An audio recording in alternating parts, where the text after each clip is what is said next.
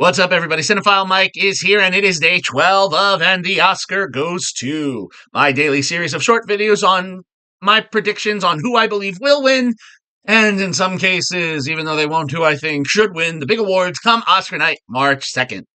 So, we're moving along in the process. We've made the film. We got the script, we got the directors, we got the cast, we shot it, and now we're in post-production. One of the things that we do in post-production, well, we got to put in those visual effects. So who had the best ones here?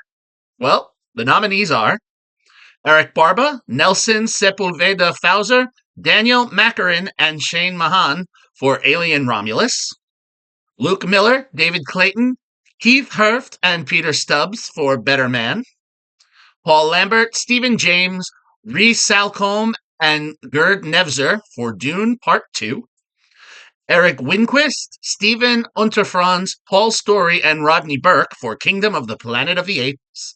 And finally, Pablo Helman, Jonathan Fawkner, David Shirk, and Paul Corbould for Wicked. Let's look at these teams a little more closely, starting with the team behind Alien Romulus, who really stepped up to take a more modern uptake on the Alien franchise, and yet, unlike some of the others, managed to really give those old school feels, especially with the designs of the xenomorphs and also lending some spectacular flash to the multiple ending sequences that this film has. It was kind of the perfect marriage and blend of the old and the new. So then we have the team for Better Man, who outdoes themselves with the CGI design of Robbie Williams' chimpanzee self. I actually believe that the work slightly outshines fellow nominee Kingdom of the Planet of the Apes for the reality of the character that we're watching. Also, there are some really nice flash pop moments during some of the larger-than-life musical numbers that are worked into the film. Then we have the team for Dune Part 2, which has some team members returning from the first film who took this prize, and some new members to the team that really bring awe-inspiring moments to the lifestyles on Arrakis and Clayton. You know, the subtleties of some of the magic within the eyes of the characters when we have close-ups, and the sandworms as they make their attacks are all continuously well done. Now, the team for Kingdom of the Planet of the Apes not only fashions the designs of probably the most apes we've had within this newest chapter of the franchise, they really also added more depth to those epic fights which we are entertained with on the big screen. Now, I don't want to disparage the work that they did. While I do believe the character design and visual effect for Better Man is a little better, don't want to disparage what was done here. It was quite wonderful to look at. And then finally, we have the team for Wicked, which adds to the incredible surroundings that we are treated to in the many lands of Oz. It almost sounds like the song.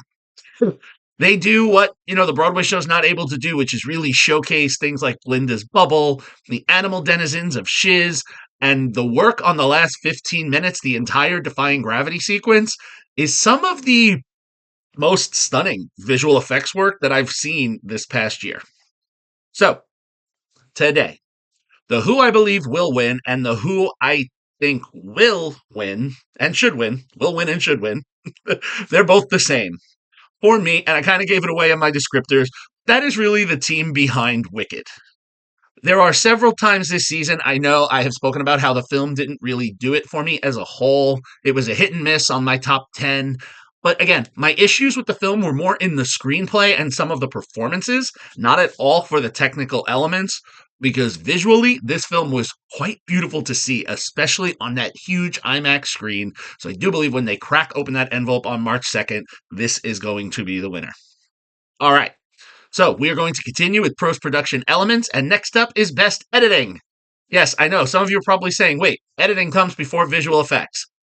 And generally speaking, yes, you are right. But I like to believe that sometimes, even after those effects go in, we have to go back and fine-tune some of that editing. Remember the first Sonic the Hedgehog film? What we thought of that trailer when it was redone? But I digress. Anyway, until tomorrow, this is Cinephile Mike saying take a break and watch something new.